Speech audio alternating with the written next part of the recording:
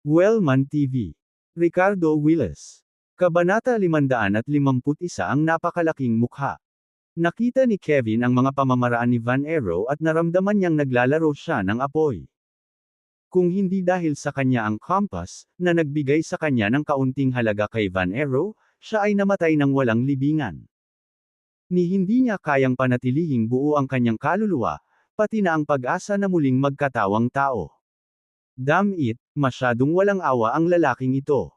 Natatakot ako na sa huli, kapag wala na akong silbi sa kanya, hindi ko na rin matakasan ang kamatayan.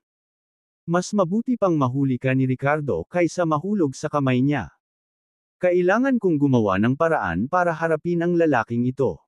Tahimik na nag-isip si Kevin sa kanyang puso habang nagkukunwaring nakikipagtulungan kay Van Arrow at hawak ang compass habang may hinahanap sila. Habang tinitingnan ni Van Arrow si Kevin na may makahulugang tingin mula sa likuran, may nakalkula siya sa kanyang isipan. Nadama niya na ang batang ito ay may maraming kawili-wiling bagay sa kanya. Sa sandaling ito, ang pansamantalang alyansa sa pagitan ng dalawa ay nagtatanim ng mga hinala at masamang intensyon sa isa't isa. Sa kabilang panig, pagpasok ni Miranda sa harang ay natakpan ng kalituhan ang magandang mukha niya nang muli niyang imulat ang kanyang mga mata. Napansin niyang wala na sa kanyang tabi si Ricardo na kasama niyang pumasok na siyang pumupuno sa kanya ng kawalan ng kakayahan at pagkabalisa. Si Miranda ay unti-unting nagkaroon ng malakas na pag-asa sa lalaking ito. Lalo na sa hindi pamilyar at nakakatakot na kapaligiran na ito, ang kawalan ni Ricardo ay nagpanik sa Diyos ang CEO. Lumingalinga siya sa paligid, nakita niya ang isang malungkot na tanawin. Ang ilang mga lilang halaman ay lumago ng bahagya, naghahadyos ng makamulto na mga anino sa unang tingin. Ngunit ang mas ikinasindak ni Miranda ay ang mga nagkalat na kalansay sa lupa.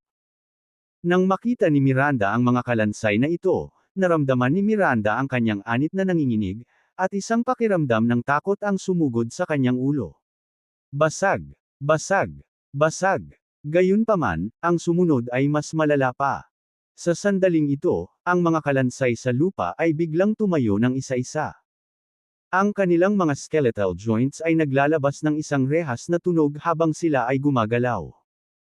Nang hina ang mga mag-aaral ni Miranda, nawalan ng kulay ang maganda niyang mukha, at sa takot ay tiningnan niya ang mga revived na kalansay na ito.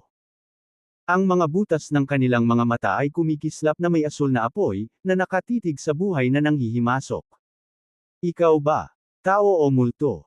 Sa isang estado ng gulat at takot, ang Diyos ang CEO ay sumigaw sa mga kalansay, halos magtanong ng isang kalabisan na tanong. Sa susunod na segundo, ang mga kalansay na ito ay tahimik na lumapit sa kanya mula sa lahat ng direksyon. Hindi man lang nagkaroon ng pagkakataong makatakas si Miranda. Sa harap ng sitwasyong ito, si Miranda, sa estado ng kawalan ng pag-asa, ay kinuha ang isang bali ng buto ng hita bilang sandata, na pinipigilan ang kanyang takot at pagkasuklam. Swish! Sa sandaling iyon, inabot ng isa sa mga kalansay ang natuyo nitong kamay patungo kay Miranda. Sa ganitong desperadong sitwasyon, inilabas ni Miranda ang kanyang nakatagong potensyal.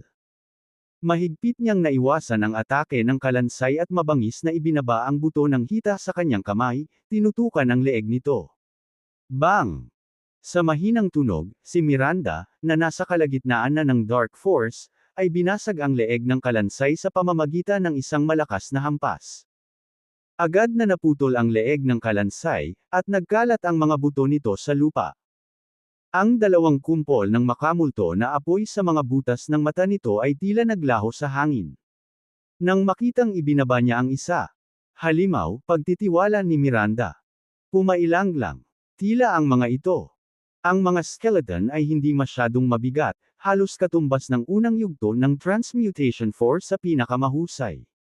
Higit pa rito, sila ay clumsy sa kanilang mga galaw at kulang.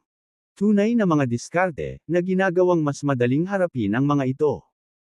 Sa pag-iisip na ito, tinipon ng Diyos ang CEO ang kanyang espiritu, itinaas ang buto ng hita sa kanyang kamay, at nagsimulang lumaban sa mga kalansay. Sa kanyang higit na liksi, nagawa niyang tumayo kahit napapaligiran ng mga kalansay.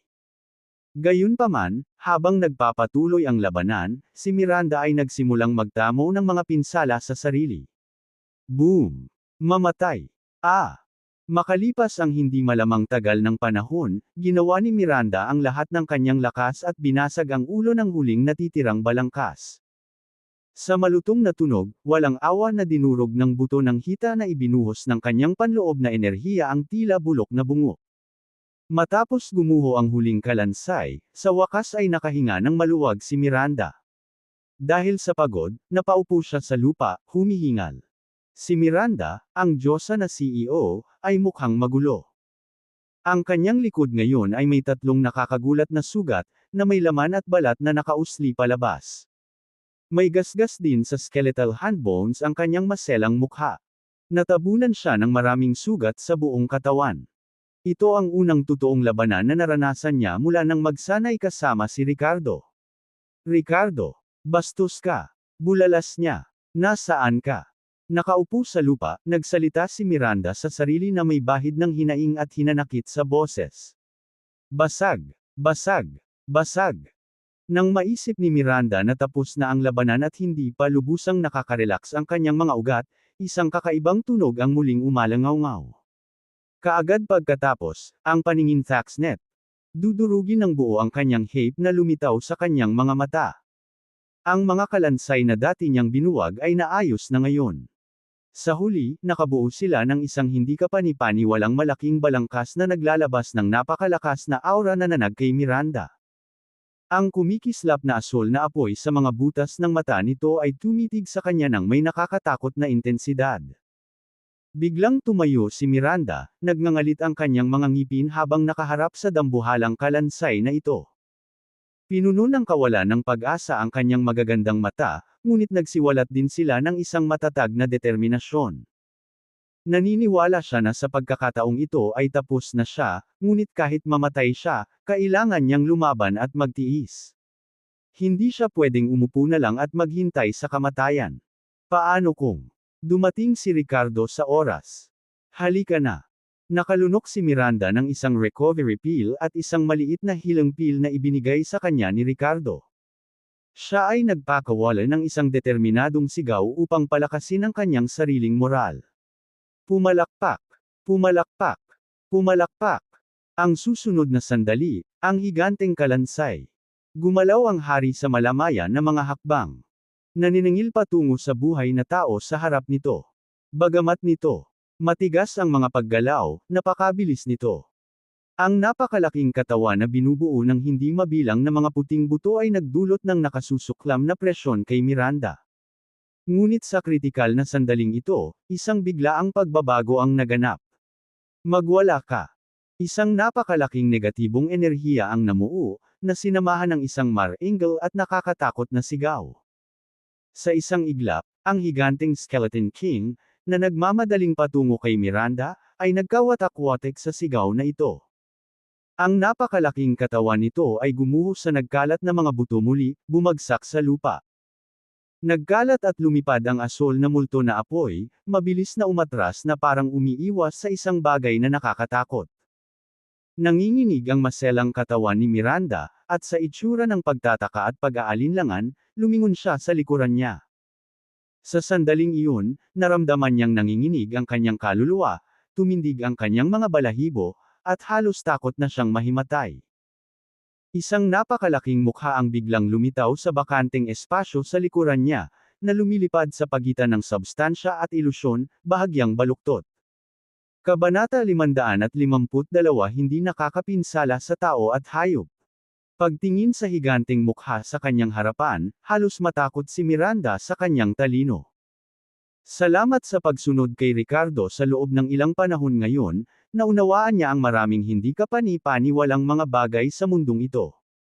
Kung hindi, himatayan siya kaagad. Sa sandaling ito, ang napakalaking mukha ay sumili ng isang ngiti na tila kumakatawan sa pagkamagiliw kay Miranda.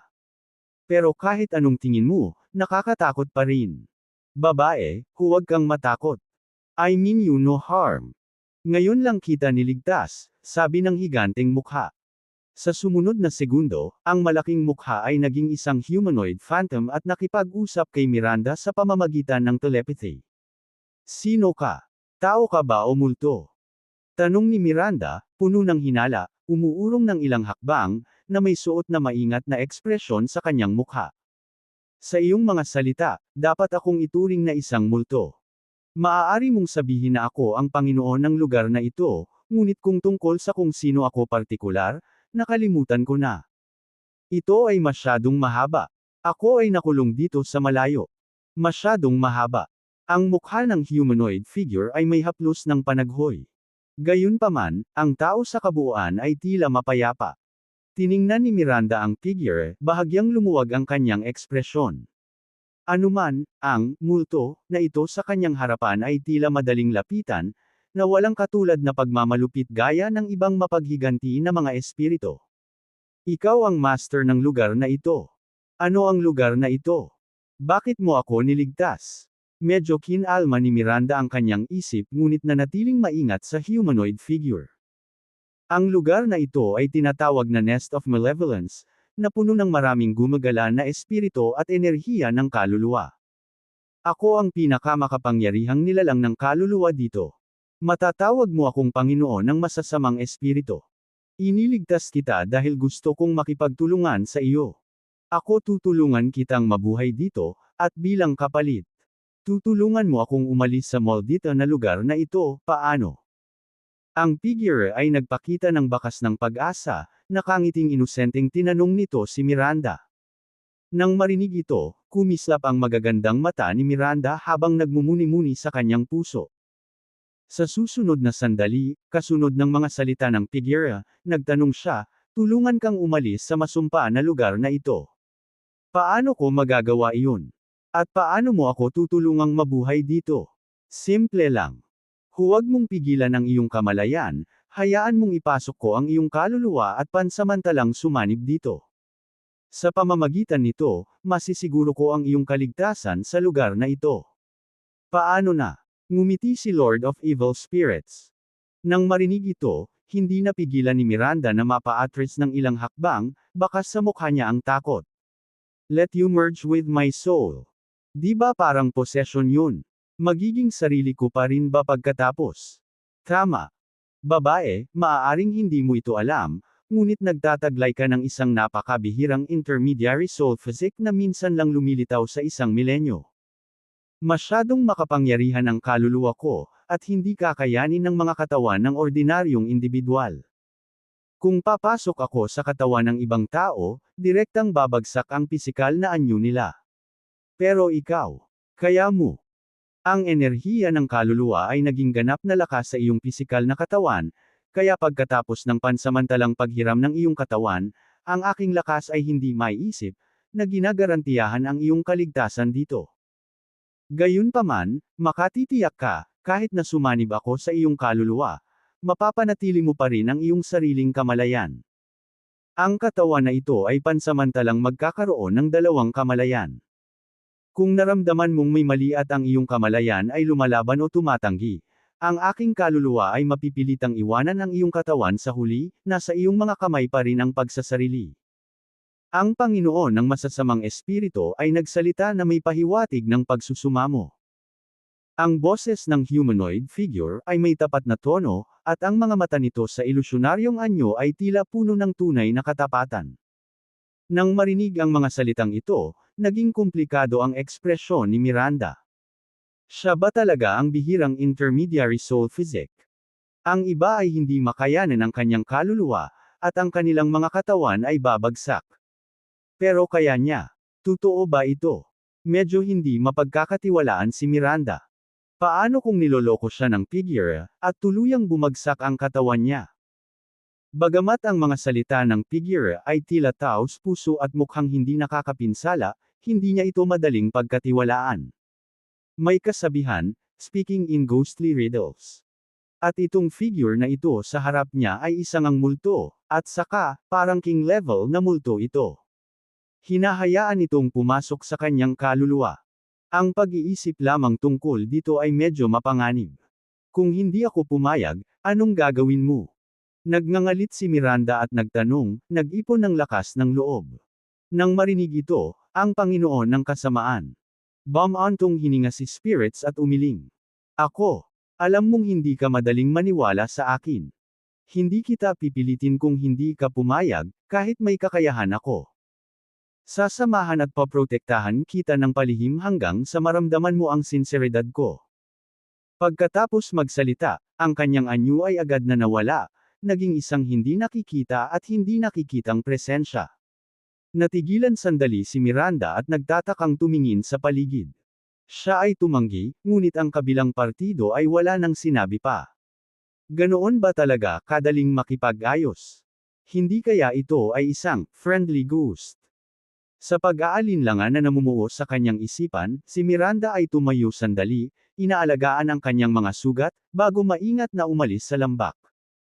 Samantala, sa kabila, natagpuan ni Ricardo ang kanyang sarili sa isang sitwasyon kung saan hindi niya masubaybayan si Miranda, kahit na ang sanhi ng koneksyon sa pagitan nila. Hindi niya ito mahanap gamit ang mga diskarte tulad ng energy tracking. Walang magawa, maaari lamang siyang maghanap sa paligid, nagdarasal na sana ay walang mangyari kay Miranda bago niya ito matagpuan. Ang isa pang layunin ay makuha si Kevin at makuha si Nora. Sa lugar na ito, si Ricardo ay walang pakiramdam ng oras o direksyon. Matapos ang walang patutunguhan na paghahanap ng mahigit kalahating oras, biglang nagbago ang kanyang ekspresyon. Maraming tao ang nakahiga sa bukas na lupa sa unahan. Nagmamadaling lumapit si Ricardo at nalaman niyang mga kampa ni Cameron ang mga taong ito. Makalipas ang kalahating minuto, tumingkayad si Ricardo sa lupa na may seryoso at galit na ekspresyon. Ang mga katawan ay may sigla pa rin, ngunit ang kanilang mga kaluluwa ay nakuha na. Sino ang may ganitong malisyosong pamamaraan? Nagngangalit siya at bumulong sa sarili, nakaramdam ng lamig sa kanyang gulugod. Nakaramdam siya ng galit at takot sa mga pamamaraang ito. Matapos maitago ng maayos ang mga katawan ng mga walang kaluluwang ngunit buhay na mandirigmang ito, ipinagpatuloy ni Ricardo ang kanyang paghahanap sa loob ng Nest of Malevolence. Nakatingin sa langit ang dragon ni Ricardo. Ang pamamaraan ay umabot sa mataas na antas. At siya ay nagtataglay ng iba't ibang mga pamamaraan. Kung hindi pa nawala ang kanilang mga kaluluwa, marahil ay maaari niyang gamitin ang soul retrieval technique para buhayin sila. Samantala, sa kabila, UMS.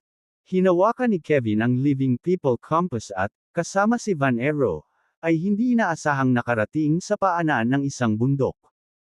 Sa unahan ay nakatayo ang isang magandang figura, maingat na pinagmamasdan ang paligid.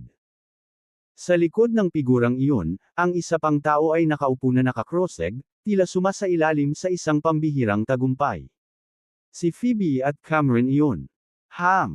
Master, may nakita akong dalawang malalaking isda. Hehe. Napatingin si Kevin kay Phoebe na nakatayo doon mula sa malayo, may mapaglarong ngiti sa labi. Kabanata 553 talagang sayang. Sa paanan ng bundok, mayroong isang malaking hukay na may asul na apoy na kumikislap sa loob. Ang mga dingding at lupa sa paligid ng hukay ay nasusunog na maliwanag na pula na parabang maaari silang matuno anumang oras. Napakataas ng temperatura sa lugar. Naka-crossleg si Cameron sa gitna ng hukay, napapaligiran ng asul na apoy, ang kanyang ekspresyon ay nagpapakita ng sakit habang siya ay sumasailalim sa ilang proseso.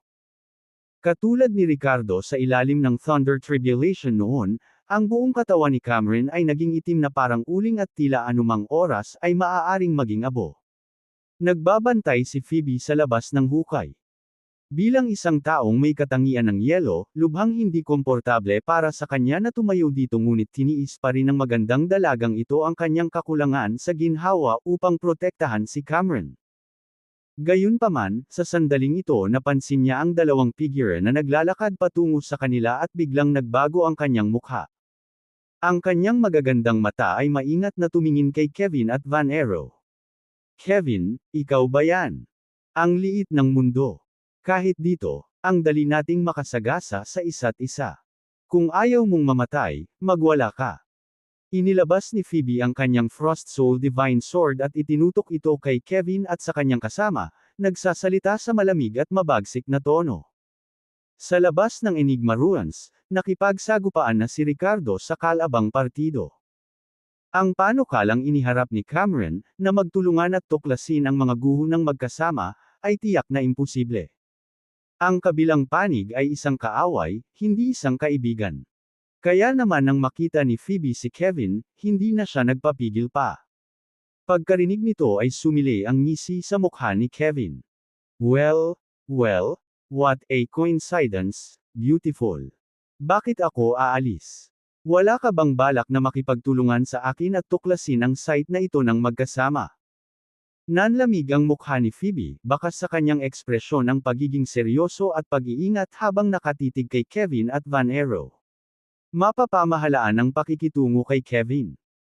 Bagamat mas mataas siya ng bahagya kaysa sa kanya, nasa kalagitnaan ng yugto ng Golden Core, ang kanyang mga nagising na kakayahan ay nasa ordinaryong konstitusyon. Confident naman si Phoebe sa advanced ice attribute physique niya, lalo na at hawak niya ang Frost Soul Divine Sword, hindi siya natatakot kay Kevin. Gayunpaman, ang dayuhan na nakadamit bilang isang ascetic monk sa tabi ni Kevin ay hindi moari kay Phoebe. Sa sandaling iyon, narinig ni Phoebe ang ascetic monk na nagsalita ng may ngiting-ngiti. Pinuri ng ascetic monk si Phoebe, ang kanyang mga mata ay may halong pagnanasa at saya, at sinabi, napakagandang babae ng Prayosha. Hindi ko inaasahan na makakatagpo ako ng ganoong kagandahan sa pugad ng malevolence. Nakakahiyang patayin ka. Direkta. Beauty, hanggat handa kang lumuhad at manampo ng katapatan sa akin, pagsilbihan ako ng iyong kaluluwa, maaari kitang bigyan ng pagkakataong mabuhay. Nang marinig ito, sumili ang galit sa mukha ni Phoebe, at isang malamig na liwanag ang bumungad sa kanyang magagandang mata. Get lost. You're simply delusional. Sino siya? Siya ang batang may bahay ng malihim na Hudpid sect. Paano siya makakagapang sa paanan ng isang dayuhang lalaki na parang aso, na humihingi ng awa? Nang marinig ang kahilingan ng kabilang partido, galit na galit si Phoebe. Hehe, parang hindi mo alam ang lugar mo. Kailangan ko bang ipakita sa iyo ang lakas ko para yumuko ka? Tila hindi nabigla si Van Arrow, nakangiti ng masama habang nagtatanong. Master, mukhang mayabang ang babaeng ito. Mukhang kailangan mong kumilos, sulsol ni Kevin sa gilid. Sa kanyang puso, naisip niya, babae, mas mabuting maging kapaki-pakinabang ka at tulungan mo akong pigilan sandali itong ascetic monk. Mula nang makaharap si Van Arrow hanggang ngayon, niloloko at iniiwasan siya ni Kevin, ngunit hindi siya sumuko sa pagtakas. Sa sandaling ito, nakita niyang tila interesado si Van Arrow kay Phoebe, at naramdaman niya kaagad ang isang pagkakataon. Gayunpaman, sa sandaling nahulog ang mga salita. May matalim at mapaglarong tingin ang mga mata ni Van Arrow habang nakatingin sa kanya, na para bang nakita niya ang iniisip ni Kevin ang babaeng ito ay may lakas lamang ng maagang yugto ng Golden Core, kaya hindi ko na kailangang personal na makialam. Tulungan mo ako. Supilan siya. Maaari mo siyang pilayin, ngunit huwag mo siyang patayin. Understand? Bilin ni Van Arrow kay Kevin na parang siya. Pag-uuto sa isang subordinate.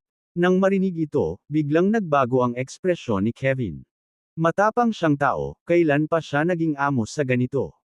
At kung inatake niya si Phoebe habang nanunood si Van Arrow, paano siya makakahanap ng pagkakataong makatakas? Pakiramdam ni Kevin ay nabigo ang kanyang plano, naramdaman ni Kevin ang pag-atake ng ayaw at hinanakit sa kanyang puso. Ngunit sa ilalim ng bubong ng ibang tao, wala siyang ibang pagpipilian kundi ang ibaba ang kanyang ulo. Nang nasaksihan ang lakas ni Van Arrow, hindi nang ahas si Kevin na suwayin ang kanyang utos nang hindi nakahanap ng ganap na pagkakataon. Sa sumunod na segundo, binunot ni Kevin ang kanyang sariling espada at sinugod si Phoebe. Dinuraan ni Phoebe si Kevin, nakitang nakakaawa ang kanyang pag-uugali bilang isang tagalabas. Agad na naganap ang labanan sa pagitan ng dalawang eksperto sa Golden Core. Sa sandaling ito, tinitiis ni Cameron ang nag-aapoy na sakit sa kanyang katawan, desperadong hinihigop ang nakapaligid na fire elemental energy na sinusubukang makalusot mula sa huling yugto ng core formation hanggang sa Golden Core realm. Sa huli, hindi niya matulungan si Phoebe sa anumang paraan. Sa kabilang panig, sinundan ni Ricardo ang mga bakas ni Miranda at Kevin, para lamang matuklasan ang ilang bangkay ng mga sundalo ng Skyguard Battalion at mga miyembro ng Dragon Sword Brigade sa daan. Nakuha rin ang kanilang mga kaluluwa. Nag-iiwan lamang ng isang shell na may mahinang bakas ng sigla. Pinuno siya nito ng galit, na nangakong babayaran ang salarin sa kanilang buhay kapag siya ay nabuhay. Nakatagpo sila upang linisin ang kanilang mga kasalanan. UMS. Matapos magmarcha sa isang direksyon ng mahigit kalahating oras, biglang nagbago ang ekspresyon ni Ricardo. Bahagya niyang narinig ang ingay ng away na nagmumula sa malayo. Mabilis niyang itinago ang kanyang aura at nagmamadaling pumunta sa pinanggalingan. Klang! Ang Frost Soul Divine Sword ay muling nakipagsagupaan sa longsword ni Kevin. Sa malutong na tunog, ang sandata ni Kevin ay hindi inaasahang nabasag ni Phoebe. Sa pagkakataong ito, ang sword technique ni Phoebe ay mabilis na naglabas ng tumalsik na dugo mula sa saksakan ng balikat ni Kevin. Isang mahinang ungol ang pinakawalan ni Kevin at paulit-ulit na umatras. Ang kanyang mukha ay pabago-bago sa pagitan ng galit at kawalan ng katiyakan, ang kanyang mga paa ay tila lumulutang habang nakatitig kay Phoebe na may mga mata na handang magpaputok. Pinagbawalan siya ni Van Arrow na kitilin ang buhay ni Phoebe, kaya napag-alaman niyang pinigilan ang sarili pagdating sa pag-atake sa kanya. Basura. Mayabang na nagtaas baba si Phoebe at iniinsulto siya. Samantala, malamig na tumikim si Van Arrow sa kabilang panig. You really are a waste. Let me handle this myself. Kung gusto mong tumakas, feel free to try. Hehe. Sinulyapan ni Van Arrow si Kevin na may nagbabantang tingin, pagkatapos ay hawak ang Soul Summoning Banner, dahan-dahan niyang nilapitan si Phoebe. Agad na naging seryoso ang ekspresyon ni Phoebe. Ibinalik niya ang tingin kay Cameron, na sumasailalim pa rin sa isang pambihirang tagumpay, nagngangalit ang kanyang mga ngipin, at nagpas siyang harapin ang kalaban sa labanan. Mukhang gusto mong lumaban, ngunit sa lalong madaling panahon ay malalaman mo na ito ay walang kabuluhan. Pinagmasdan ni Van Arrow ang poster ni Phoebe, puno ng saya. Kabanata 554 na hinahamon ang mas malalakas na kaaway.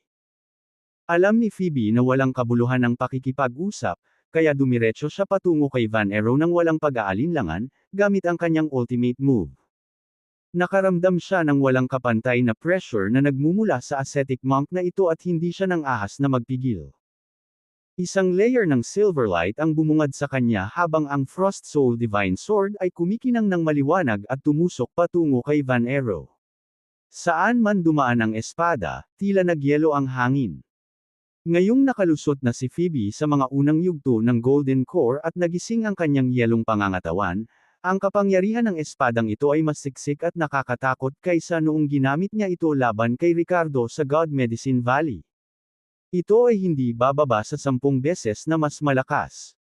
Gayunpaman, nang harapin ang sword strike na ito, si Van Arrow ay nagpakita lamang ng kaunting interes at paghamak sa kanyang mukha. Malamig siyang bumantong hininga habang ang kanyang Soul Summoning Banner ay umiilaw ng isang sagradong gintong liwanag at umindayog patungo sa enerhiya ng espada. Ang lakas ng espada ay agad na nawala. Ngunit saglit lamang na huminto si Van Arrow bago nagpatuloy patungo kay Phoebe, Prayosha Beauty, malalaman mo na agad na ako ang namumuno dito. Ang mga lumalaban sa akin ay magdaranas ng kaparusahan kahit na ang ibig sabihin nito ay ang kanilang kaluluwa. Mayabang na nagsalita si Van Arrow na para bang isa siyang Diyos. Ang pagkakita sa kanyang napakalakas na pag-atake na madaling niresolba ng kanya ay nagdulot ng kawalan ng pag-asa at takot na lumitaw sa mukha ni Phoebe. Isang nascent soul expert. Bulong niya. Sa sumunod na segundo, nagpasya siya. Alam ni Phoebe na kahit isuko niya si Cameron para makatakas ngayon, walang paraan para makatakas siya sa hawak ni Van Arrow. Wala siyang choice kundi ipaglaban ang buhay niya. Kahit na kailanganin niyang sirain ang kanyang Golden Core, hinding-hindi siya magpapasakop sa kanya at magiging laruan niya. Sa sandaling ito, biglang lumitaw ang isang blade aura at mabangis na laslas patungo kay Van Arrow. Nagtaas ng kilay si Van Arrow at nag-ham. Biglang huminto ang kanyang mga yabag habang nakikipagsagupaan siya sa Soul Summoning Banner. Tinatrato ito na parang isang mapurol na sandata, laban sa paparating na Blade Aura. Gayun din, ang aura ng Talem ay madaling nabasag, ngunit isang pangingilig ang kumalat sa braso ni Van Arrow, na nagparalisa sa kanyang buong katawan. Bakas ang pagtataka niya at tumingin sa binata na biglang sumulpot. Tumigil din sandali si Phoebe, nakatingin sa figurang nakatayo sa harapan niya, bakas sa mga mata niya ang pagkagulat. Ricardo, ikaw ba yan? Hindi niya inaasahan ng lalaking ito na hahakbang pasulong sa kritikal na sandaling ito. Bahagyang ipinikit ni Ricardo ang kanyang mga mata at malamig na tinitigan si Van Arrow, at sinabing, ang mga walang kaluluwang bangkay ba ay nilikha mo? Tumaas ang isang kilay ni Van Arrow, ang kanyang ekspresyon ay masama, at sinabing, paano kung sila nga? Malapit ka na bang maging katulad nila? Nang marinig ito, sumilay sa mga mata ni Ricardo ang isang pagpatay na layunin. Kasuklam-suklam na bastard. Mamamatay ka. Ikaw lang. Sa tingin mo kaya mong kumilos in behalf of justice at patayin ako? Ha ha ha. Ilang beses na tumawa ng mapanukso si Van Arrow at pagkatapos ay nagsalita sa mabangis na tono, sa isiping may aktibong darating para maghanap ng kamatayan sa harapan ko. Anak, ang iyong kaluluwa ay magiging sustansya din para sa Soul Summoning Banner. Mamatay. Sa pamamagitan nito, tinapik niya ang kanyang paa, at ang kanyang figure ay naging isang afterimage, na umaakyat patungo sa Ricardo. Malamig na sumangot si Ricardo at direktang pinakawalan ng rich soil unyielding form, hawak ang Glacial River Dragon Sparrow Blade habang sinasalubong niya ang pag-atake. Nang makita ang eksenang ito, napaatras ng ilang hakbang si Kevin, tinakton ang balikat, patuloy na kumikislap ang tingin. Kinagat ni Phoebe ang kanyang mga ngipin at gustong tumulong, sinamahan si Van Arrow sa tabi ni Ricardo. Phoebe, tulungan mo akong mahuli si Kevin. Ipaubaya mo sa akin ang lalaking ito. Gayunpaman, umalangaw-ngaw sa sandaling ito ang malakas na sigaw ni Ricardo. Saglit na nag-alinlangan si Phoebe ngunit sa huli ay tumalikod at sumugod kay Kevin. Damn it! Si Kevin ay nagmura sa pamamagitan ng mga ngipin nang makita ito, na iniipon ang kanyang espiritu upang harapin si Phoebe, ngunit ang kanyang plano na samantalahin ang pagkakataon at makatakas ay muling natuloy. Boom! Samantala, nabangga na ni Ricardo si Van Arrow sa unang pagkakataon. Ang Glacial River Dragon Sparrow. Sumunod si Blade sa mabigat at matibay na kapangyarihan ng mayaman na lupa, na napapalibutan ng rumaragasang agos ng kuryente, habang ito ay bumaba sa Van Arrow. Ang Soul Summoning Banner ni Van Arrow ay nakipagsagupaan sa Glacial River Dragon Sparrow Blade sa payak at walang palamuti. Boom! Sinamahan ng isang dumadagandong na tunog, isang nakakatakot na natitirang puwersa na nakakalat sa lahat ng direksyon. Isang mahinang ungol ang pinakawalan ni Ricardo at agad na pinalipad pabalik. Kahit na na-activate niya ang invincible technique ng rich soil, nakaramdam pa rin siya ng tearing sensation. Mga palad at pamamanhid sa kanyang mga braso. Mula sa epekto. Ang hindi matatag na earthy yellow glow sa kanyang katawan ay tila magwawala sa gulat. Agad na naging seryoso ang ekspresyon ni Ricardo. Kung hindi niya na-activate ang rich soil unyielding form, nabasag na sana ang mga internal organs niya sa strike na iyon. Ngayon pa lang, hindi na niya napigilan ang pagluwa ng isang subo ng dugo at nagtamo na ng malalaking pinsala sa loob. Interesting. Pero, hindi pa rin sapat. Sa huli, langgam lang. Ngumisi si Van Arrow at, sinamantala ang sitwasyon, damiin patungo sa Ricardo. Sa mabituing mga mata ni Ricardo, isang surge of kabaliwan at fighting spirit ang bumalot sa kanyang pagharap sa hamon. Kahit nasa harap ng isang nascent soul realm expert, wala siyang kahit katiting na intensyon na sumuko. Samantala, sa kabilang panig, si Miranda ay maingat na naglakad sa pugad ng malevolence, na may isang iniisip lamang, upang mahanap si Ricardo. Sa daan, nakasalubong niya muli ang ilang undead na nilalang nakahawig ng mga skeletal soldiers, ngunit lahat sila ay umiwas sa kanya at hindi umatake. Napagtanto nito si Miranda na ang nagpapakilalang, Lord of Evil Spirits, ay palihim na sumusunod sa kanya. Bilang matalino at determinado President, alam ni Miranda na ang Ed. May kahilingan ang Lord of Evil Spirits para sa kanya at paprotektahan siya, unti-unting lumakas ang lakas ng loob. Sa pagtitiis sa kanyang mga pinsala, nagsimulang bumili si Miranda sa kanyang lakad. Matapos ang hindi malamang tagal ng panahon, bigla na naman niyang naramdaman ang aura ng lamig sa paligid niya. Sa sumunod na segundo, muling nagbagong anyo ang Panginoon ng masasamang espiritu at nagpakita sa kanya. Babae, may hinahanap ka ba? Nararamdaman ko na sa isang tiyak na direksyon, tila may isang labanan sa pagitan ng mga tao. Tumawa ang Lord of Evil Spirits. Nang marinig ito, nanlamig ang mukha ni Miranda, at nagtanong, saan? Kailangan mo bang i-guide kita doon? Sa mga mata ng Lord of Evil Spirits, mayroong isang pahiwatig ng kahulugan, habang nakikipag-usap siya kay Miranda sa pamamagitan ng telepathy. Mabilis na tumango si Miranda, bakas sa maganda niyang mga mata ang kaba at pananabik. Naisip niya sa sarili, hindi ba't ang Panginoon ng masasamang espiritu ay nagsasabi ng malinaw? Kung may labanan sa pagitan ng mga tao, maaaring si Ricardo iyon. Nasa panganib ba siya? Sige, sumunod ka sa akin. Sana, yung kabilang party talaga ang hinahanap mo.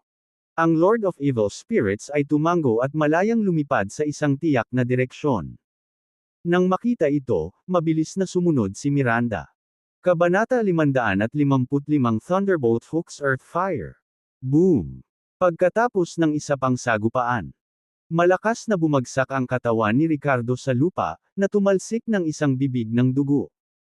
Sa sandaling ito, ang kanyang mga kamay ay puno ng dugo. Ang impact ng pagkakabangga kay Van Aero ay naging dahilan upang maiwasan ni Ricardo ang mga sugat sa laman sa pamamagitan ng halos mabali ang kanyang mga daliri. Ngunit mahigpit pa rin niyang hinawakan ang Glacial River Dragon Sparrow Blade. Mahina si Prayosha, sa tingin mo ba kaya mo pa akong ipaglaban? Mayabang at panunuya na tanong ni Van Aero. Anong kalokohan? Ang isang nascent soul powerhouse na tulad mo ay hindi pa rin ako kayang patayin. Ano ang pinagkukunwari mo? Masama ang pagmumura ni Ricardo habang umaakyat mula sa lupa, naglalabas ng dagwang laway. Kahit na gumamit siya ng rich soil unyielding form, lahat ng kanyang mga organo ay dumanas ng matinding pinsala. Gayunpaman, direktang ginamit ni Ricardo ang Dragon's Energy Primordial Technique upang mabilis na ayusin ang sarili niyang mga pinsala habang tinataas din ang kanyang espiritong enerhiya sa pinakamataas na antas nito anumang oras upang maghanda para sa pag-atake ni Van Aero. Naisip niya noong una na sa kanyang iba't ibang pambihirang katangian, makakalaban niya ang isang nascent soul expert na higit sa kanyang antas. Pagkatapos ng lahat, nagising siya ng dalawang espesyal na pangangatawan, na sinamahan ng perpektong apesya, at naintindihan din niya ang momentum. Bukod dito, ang Glacial River Dragon Sparrow Blade sa kanyang kamay ay nagtataglay ng espiritu. Gayunpaman, hindi niya inaasahan na sa ilang palitan ay tuluyan na siyang napigilan ng kalaban. Tunay na makapangyarihan ang mga nascent soul expert. Matigas pa rin magsalita kahit sa harap ng kamatayan. Pagkatapos kitang patayin, kukunin ko ang iyong kaluluwa at pahihirapan ito bago ipakain sa Soul Summoning Banner. Tanggapin mo ang iyong kamatayan. Nang marinig ang panunukso ni Ricardo, ang mukha ni Van Aero ay agad na napalitan ng mabangis na ekspresyon. Sa sumunod na sandali, hinampos niya ng palad si Ricardo. Sa pagkakataong ito, ginamit ni Ricardo, na sobrang concentrated, ang kanyang Thunder Force at nakaiwas sa pag-atake sa isang iglap. Napagtanto ang napakalaking agwat sa lakas, hindi na niya sinubukang harapin si Van Aero ng direkta. Whoosh! Kasabay ng kanyang pag-iwas ay ibinaba ni Ricardo ang kanyang talam. Sky-cleaving na gulat na swan, unang anyo. Ang welga na ito ay tila nakaligtaan ng lubusan, hindi man lang nagpapastol kay Van Aero. Nakaiwas ka. Gusto kong makita kung gaano karaming mga galaw ang maaari mong iwasan. Nang makalampas ang kanyang pag-atake, malamig nang umuso si Van Aero at inihampas muli ang kanyang tungkod kay Ricardo. Whoosh! Ang figure ni Ricardo ay nagbagong anyo sa isang bakas ng kidlat, na muling umiwas sa hampas. Sa sandaling ito, ang mga pakinabang ng kanyang nagising na katangian ng Thunder ay ganap na nahayag. Ang lightning elemental power sa loob ng kanyang katawan ay nagbigay daan sa kanya na tumugma sa bilis ng isang nascent soul expert, kung hindi man ay malampasan ito. Sabay-sabay na ibinaba ni Ricardo ang kanyang talem. Sky-cleaving startled swan, pangalawang anyo. Gayunpaman, humiwalay din ito sa hangin at hindi nahawakan si Van Arrow. Matapos iwasan ang dalawang magkasunod na pag-atake mula sa kanyang kalaban, nagkaroon ng kaunting kumpiyansa si Ricardo sa pakikisali at pagpigil kay Van Arrow, at ang kanyang momentum ay tumaas. Sa kabilang panig, si Phoebe ay nagpatuloy sa isang mabangis na pag-atake laban kay Kevin, na napanatili ang isang defensive na posture. Ang dalawa sa kanila ay nahulog sa isang pagkapatas. Nang makita si Ricardo na lubos na nalulula kay Van Arrow at kahit na pinalipad at umuubo ng dugo ng ilang beses, nadama ni Phoebe ang isang nakatagong pag-aalala sa kanyang puso. Nanatili ang tingin nito sa direksyon niya. Beauty, mukhang nasa panganib ang kasama mo. Bakit hindi mo siya tulungan? Nakangising tanong ni Kevin matapos harangin ang isa sa mga hampas ni Phoebe. Saglit na nag-alinlangan si Phoebe, nagngangalit ang kanyang mga ngipin, at sinabing, "Ako muna ang haharap sa iyo, at pagkatapos ay tutulong ako. Deal with me. Kahit hindi ako ang kapareha mo, hindi magiging ganoon kadali para sa iyo ang pakikitungo sa akin." Ha ha ha. Ngumuso at nanunuya si Kevin. Napatikip ng ngipin si Phoebe, hindi na nag-aksaya ng mga salita sa kanya, at naglunsad ng matinding pag-atake kay Kevin. Habang dalawang beses na umiiwas si Ricardo sa mga pag-atake ni Van Arrow, hindi napigilan ni Van Arrow na huminga ng malakas, at ang layunin ng pagpatay sa kanyang mga mata ay naging mas matindi. Taong Prayosha, mamamatay ka sa isang miserableng kamatayan. Malamig na sabi ni Van Arrow, ang kanyang ekspresyon ay nakakatakot at nakakatakot. Habang nagsasalita siya, isang gintong bakas ng palad ang muling tumama kay Ricardo. Tila naging igat si Ricardo sa sandaling ito, diretsyong umiiwas sa pag-atake, dahilan para makaligtaan ang kalaban. Kasabay nito ay muli niyang ibinaba ang kanyang talem. Sky-cleaving startled swan, third form. Boom! Damn it! Tingnan natin kung hanggang kailan ka makakaiwas. Mabangis na saway ni Van Arrow. Sumilay ang masamang ngiti sa mukha ni Ricardo. Iiwas ako hanggang sa makounter-attack kita. Counter-attack ako. Ha ha ha. Just with your blade techniques that can only cleave through the air. Tila narinig ni Van Arrow ang pinakakatawa-tawang biro sa mundo at tumawa ng mapang-asar. Kaagad pagkatapos, naglunsad siya ng isang mabangis na pag-atake laban kay Ricardo. Patuloy sa pag-iwas si Ricardo at tila walang patutunguhan ang kanyang talem. Buzz! Sa sandaling ito, nagmula ang isang alon ng kakaibang pagbabago-bago ng enerhiya. Sa likod ni Cameron, na pinanggalingan. Net! Na nakaupo sa isang napakalaking hukay ng apoy ay biglang nagmulat ng kanyang mga mata. Ho! Sa pagtayo niya, tila ba nabalot ng apoy ang buong katawan niya. Isang hininga na pagmamayari ng isang eksperto sa Golden Core ang nagmula sa batang Diyos ng digmaang ito ng Prayosha. Nakalusot ako sa wakas. Naramdaman ni Cameron ang napakalaking kapangyarihan sa loob niya, pati na rin ang hindi kapanipaniwalang dalisay at mapanirang elemento ng enerhiya ng apoy, at tuwang-tuwang sinabi.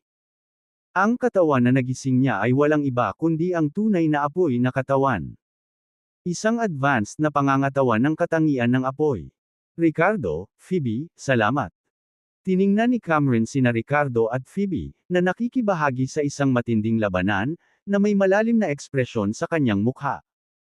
Kahit na siya ay sumasailalim sa kanyang sariling tagumpay, alam na alam niya kung ano ang nangyayari sa labas ng mundo. Sa sumunod na segundo, sinulyapan niya ang kasalukuyang sitwasyon at nagmamadaling tinungo ang direksyon kung saan nag-aaway sina Ricardo at Van Arrow. Ricardo, bigyan kita ng kamay. Malakas na fighting spirit ang sigaw ni Cameron. Sa sandaling ito, umiwas si Ricardo. Isa pang pag-atake mula kay Van Arrow, napakunot ang noo nang marinig ang mga salita ni Cameron, at gustong hayaan si Cameron na tumutok sa pakikipagtambal kay Phoebe upang pabagsakin muna si Kevin, at pagkatapos ay haharapin si Van Arrow. Ngunit sa sumunod na sandali, nagbago ang kanyang ekspresyon, at isang bakas ng pagkagulat ang lumitaw sa kanyang mga mata. Habang papalapit si Cameron, naramdaman niyang parang lumalakas ang kapangyarihan sa loob niya, lalo na ang katangian ng Thunder na nagiging sobrang aktibo at marahas. Para bang ang langit at kulog ay pinagsama sa lupa at apoy, tila nakakuha siya ng isang uri ng pagpapahusay ng kapangyarihan sa pag-atake. Good. Mr. Hernandez, takpan mo ako. Panoorin mo akong cleave him with a single strike. Lumakas ang momentum ni Ricardo, at sa kabangisan na ito, naglabas ng malamig na liwanag ang kanyang mga mata. Ang Glacial River Dragon Sparrow Blade sa kanyang kamay, na napapaligiran ng electric light, ay nagdala ng isang makabagbag damdaming momentum habang siya ay humahampas patungo sa Van Arrow. Sa pagkakataong ito, ang talem ay tumawid sa isang tumpak na arco, tumpak na tina-target ang nascent soul expert ng Tianzhou Kingdom. Dati habang umiiwas kay Van Arrow. Mga pag-atake at tila nakakalokong pag-indayog ng kanyang talem, talagang iniipon niya ang kapangyarihan ng sky-cleaving Startled Swan. Sa wakas, ang pinagsamang puwersa ng mga naunang strike ay nagtapos sa sky-cleaving Startled Swan 9th form, na nagpakawala ng walang kapantay at nakakatakot na kapangyarihan. Sa strike na ito, kahit na naabot na ni Ricardo ang Golden Core Realm, ang kanyang tunay na enerhiya ay agad na naubos. Gayunpaman, ang kapangyarihan ng welga na ito ay tila kayang lipulin ang langit at lupa. Kabanata 556 na hiwalay na pagtakas. Caught me with one strike. Ha ha ha. Narinig ni Van Arrow ang nangingibabaw na mga salita ni Ricardo ngunit tumawa ito ng nakakainis. Pagkatapos, ang napakasamang Soul Summoning Banner ay lumundag na may tila banal na gininto ang liwanag at mabangis na binasag patungo sa Ricardo. Sa pagkakataong ito, ang mga mag-aaral ni Ricardo ay lumiit ng husto habang itinaas niya ang kanyang espiritu sa sukdulan at gumawa ng isang nakakabaliw na hakbang. Hindi na siya umiwas, sa halip ay sumugod siya patungo kay Van Arrow sa isang anggulo. Bago pa man nalalapit ang atake ng kalaban ay bahagyang umindayog lamang ang kanyang katawan.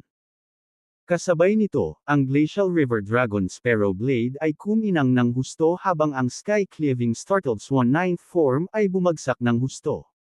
Bang! Ang pag-atake ni Van Arrow ay dumapo sa balikat ni Ricardo na may mahinang tunog na sinamahan pa ng tunog ng mga buto. Nahati ang balat sa balikat ni Ricardo at diretsyong nabasag ang collarbone nito sa suntok na ito. Gayunpaman, sa parehong oras, ang Sky-Cleaving Startled Swan 9th form ay hindi rin maiiwasang tumama kay Van Arrow. Sa wakas ay binago ng ascetic monk sa nascent soul realm ang kanyang mapanghamak na ekspresyon nang dumating ang welga na ito patungo sa kanya at nagpahayag ng bakas ng kakilakilabot. Boss! Ang reaksyon ni Van Arrow ay napakabilis din. Sa isang iglap, ang kanyang buong katawan ay nilalamon ng gintong liwanag, at isang solidong kalasag ng enerhiya ang namuo sa kanyang katawan. Sa susunod na sandali, parehong pinalipad sina Ricardo at Van Arrow ng halos sabay-sabay. Parang sabay na lumabas ang dugo sa kanilang dalawa. Ang lahat ng ito ay maaaring mukhang mahaba, ngunit nangyari ito sa isang kisap mata.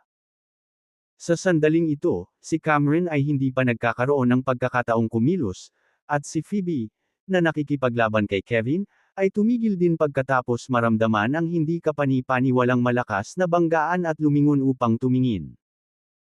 Maging si Kevin ay pansamantalang nakalimutang samantalahin ang pagkakataong makatakas, bakas sa kanyang mukha ang magkahalong kaba at pag-asa habang pinagmamasdan ang direksyon kung saan pinalipad si Van Arrow. Sa panahon ng paglipad ni Van Arrow, isang bakas ng dugo ang naiwan sa kanyang likuran. Nagpumiglas si Ricardo na umakyat mula sa lupa, lumuhad doon na tuluyang bumagsak ang kanang balikat. Umaagos ang dugo mula sa kanyang bibig, ilong, at tainga. Upang matiyak na natama ng Sky-Cleaving Startled Swan ang target nito, tinamaan niya ang strike ni Van Arrow. Hindi lamang nito nabasag ang kanyang balikat, kundi pati ang dalawang tadyang sa kanyang kanang bahagi ay nabali, at ang kanyang mga panloob na organo ay nagtamo ng matinding pinsala. Sa kabutihang palad, si Ricardo ay nagtataglay ng Rich Soil Unyielding form at na-activate ang Undying Technique ng Rich Soil, Kung hindi, malamang ay napatay siya ng strike na iyon. Gayunpaman, sa sandaling ito, wala siyang oras upang bigyang pansin ang kanyang sariling mga pinsala. Mataman niyang tinitigan si Van Arrow, na bumagsak sa lupa. Sa sandaling iyon nang siya ay pinalipad, nakita ni Ricardo ang proteksyon na hadlang ni Van Arrow na nabasag sa ilalim ng puwersa ng Sky-Cleaving Startles 19th form. Matagumpay niyang nalagpasan ang depensa ng kalaban. At ang Sky-Cleaving Startles 19th form ay may kapangyarihan pa rin. Patay na ba siya? Ito ay maaaring ituring na aking pinakamalakas na welga. Pinatay ko ba siya? Naisip ni Ricardo sa kanyang sarili, kapwa kinakabahan at umaasa. Gayunpaman, sa susunod na segundo, ang kanyang mga mag-aaral ay hamina ng husto, at ang hitsura ng pagkabigla at kawalan ng pag-asa ay lumitaw sa kanyang mukha. Sina Phoebe, Cameron, at Kevin, na matamang nakatitig kay Van Arrow, ay nanlamig ang mga ekspresyon sa kanilang mga mukha. Sa sandaling ito, dahan-daang umakyat si Van Arrow mula sa lupa, mukhang gusot, ngunit malinaw na. Buhay pa. Hindi lamang siya buhay, ngunit siya ay tila hindi nasaktan, at isang mas mabangis at nakakatakot na aura ang lumabas sa kanyang katawan. Titig na titig si Ricardo, lumulubog ang kanyang puso, at isang pakiramdam ng ayaw at panghihinayang ang bumalot sa kanyang kalooban. May mabangis na talam ng talam na halos tumusok sa ulo ni Van Arrow hanggang sa kanyang baywang. Maging ang kanyang ilong ay bahagyang naputol, at ang kanyang mga labi ay may malagim na sugat. Ang lahat ng ito ay sanhi ng Sky-Cleaving Startled Swan's 9th form ngayon lang. Sa kasamaang palad, ang lakas ng kalaban ay higit na nakahihigit sa lakas ni Ricardo, at kahit na ang sugat ay mukhang nakakatakot, hindi ito nakamamatay. Tila lalong ikinagalit nito ang kalaban. Ito lang ba? Sa tingin mo kaya mo akong i-cleave sa isang strike? Nakatayo doon si Van Arrow, nanunuya. Ang kanyang boses ay may makapal na pakiramdam ng pagbabanta at pangungutya. Aminin ko, sa lakas mo sa early Golden Core stage, nagawa mo akong masaktan hanggang sa ganito. Maipagmamalaki mo yan. Pero, yun lang. Thinking you can kill me. Utterly delusional. Nagsalita si Van Arrow, hakbang-hakbang, papalapit kay Ricardo. Ang layuning pagpatay na nagmumula sa kanya ay lumakas at lumakas. Siya ay isang eksperto sa nascent soul realm, ngunit siya ay ginawang miserable ng isang golden core ant. Kung hindi dahil sa kanya napapanahon na ginagamit ang kanyang lakas para protektahan ang kanyang sarili at ginagamit ang kanyang defensive martinet. Pamamaraan, ang mga kahihinatnan ay mahirap hulaan. Ito ay nagparamdam kay Van Arrow ng banta mula kay Ricardo. Siyempre, mas lalo siyang nakaramdam ng galit at hinanakit. Nanumpa siya sa kanyang sarili na pahihirapan niya ang kaluluwa ni Ricardo at ipaunawa sa taong prayosya na ito ang kahihinatnan ng pagkakasala sa kanya. Alam ni Ricardo, na gumamit ng pinakamalakas na atake, sa kanyang puso na hindi niya kayang patayin ang kanyang kalaban. Ang kanyang puso ay lumubog hanggang sa ilalim. Sa sumunod na sandali, galit niyang sinigaw sina Cameron at Phoebe. Pipigilan ko siya, tumakas kayong dalawa. Kasabay nito, siya mismo ang sumugod kay Van Arrow. Sandaling natigilan sina Cameron at Phoebe, komplikado ang kanilang mga ekspresyon habang nakatingin kay Ricardo. Ricardo, is he risking his own life to buy them time to escape? Nang makita ni Cameron ang eksenang ito, naramdaman ni Cameron na gumalaw ang kanyang isip, nagngangalit ang kanyang mga ngipin, at sumabay kay Ricardo. Si Phoebe naman ay tulala na nakatayo doon, hindi nahuhulaang nagbabago ang mukha. Ang matinding sama ng loob niya kay Ricardo sa kanyang puso ay agad na nawala. Sinulyapan ni Kevin ang nalilitong Phoebe at napagtanto na ito ang perpektong pagkakataon para makatakas. Sinasamantala ang atensyon ng lahat na wala sa kanya, tumakbo siya palayo ng walang pag-aalinlangan. Boom! Noon lang, isang nakakatakot na pagyanig ang naganap. Ang lupa sa harap ng Ricardo ay marahas na lumundag, nagsiwalat ng nakakatakot na mga bitek. Ang kanyang banal na kakayahan, Pulse of the Earth, ay sumabog sa sandaling ito. Si Van Arrow, na umaarangkada patungo sa Ricardo, ay natisod sa ilalim ng impluwensya ng 10 beses na gravity at ang pinsalang dulot ng Pulse of the Earth. Napaluhod siya ng may kaluskos, at ang kanyang bilis ay agad na bumagal. Napaungol siya, may bakas ng dugo na lumabas sa gilid ng bibig niya. Ang kasalukuyang Ricardo, na gumagamit ng Pulse of the Earth, ay may kapangyarihang masaktan ng husto ang isang huling eksperto sa Golden Core. Gayunpaman, sa sandaling ito, nagdulot lamang ito ng maliliit na pinsala kay Van Arrow, na nagpabagal sa kanyang bilis. Ito rin ay dahil si Van Arrow ay dati nang nasugatan. What the hell, bakit ka tumatakbo papunta sa akin imbes na makipaghiwalay? Tumalikod si Ricardo pagkatapos gamitin ang Pulse of the Earth, itinulak si Cameron palayo at naiinip siyang pinagalitan. Sabay sigaw niya kay Phoebe. Phoebe, humiwalay ka at tumakbo ka. Kung mamatay ako, tandaan mong hulihin si Kevin at ibalik ang anak ko. Nabalik sa katinuan si Phoebe nang marinig ang mga sinabi nito at agad na inikot ang ulo para makatakas. Bagamat saglit na nawala ng kakayahan si Van Arrow, maaaring ito na lang ang pagkakataon nilang mabuhay. Kabanata 557 No Choice. Sinamantala ang paggamit ni Ricardo ng Pulse of the Earth para palamigan ang mga galaw ni Van Arrow, naghiwalay silang tatlo at tumakas sa iba't ibang direksyon. Si Van Arrow ay nakulong pa rin sa estado ng Pulse of the Earth, habang pinapanood ang tatlo na mabilis na lumayo. Bakas sa mukha niya ang galit sa kanyang mabangis na ekspresyon. Ang mga mahihinang taga-Prayusya ay may kaunting mga pandaraya. Pero makakatakas ka ba? Nagnganga ang mga ngipin ni Van Arrow. Pagkatapos ng lahat, siya ay isang malakas na nascent soul realm cultivator at ang Pulse of the Earth ay may limitadong epekto sa kanya. Mabilis siyang umayon dito at inilunsad ang sarili kay Ricardo na mabilis na tumatakbo palayo. Sa sandaling ito, si Van Arrow ay may matinding pagnanais na patayin si Ricardo. Ang kakilakilabot na sugat mula sa kanyang mukha hanggang sa halos kalahati ng kanyang katawan ay nagpaalala sa kanya na dapat niyang alisin ang taong ito o magdusa ng walang katapusang kahihinatnan. Si Ricardo, na desperadong tumakas, ay gumamit ng Dragon's Energy Primordial Technique upang pagalingin ang kanyang mga sugat habang dinaragdagan ang kanyang bilis. Nahulaan na niya na hahabulin siya ni Van Arrow at hindi siya hahayaang makatakas. Kaya naman desperadong sumigaw siya kina Cameron at Phoebe, na parang ipinagkatiwala sa kanila ang isang misyon. Sana mahuli nila si Kevin. Bukod pa riyan, ang pinakamalaking inaalala ni Ricardo ay si Miranda. Hindi niya alam kung saan siya napunta matapos niyang makapasok sa espasyong ito at umaasa siyang hindi siya makakatagpo ng anumang panganib. Asawa ko, baka hindi mabuhay ang asawa mo sa pagkakataong ito. Naisip ni Ricardo sa kanyang sarili habang siya ay desperadong tumakas sa isang direksyon, sinusubukang bumili ng oras para makatakas sina Phoebe at Cameron. Sa kanyang likuran, binilisan ni Van Arrow ang kanyang pinakamataas na bilis, nakalok sa figure at aura ni Ricardo, walang humpay na hinahabol siya. Gayunpaman, ang distansya sa pagitan nila ay hindi samarado. Sa kabila ng isang malaking larangan ng pagkakaiba sa pagitan nila, si Ricardo, kasama ang kanyang kidlat na katangiang pangangatawan, ay hindi mas mababa sa Van Arrow sa mga tuntunin ng bilis. Damn Prayosya person, makakatakas ka lang na parang asong gala, galit na sumpa ni Van Arrow. Hahaha, ipapasyal ko lang yung aso, baliw na tawa ni Ricardo. Damn it. I swear I'll make you die a miserable death. Miserable.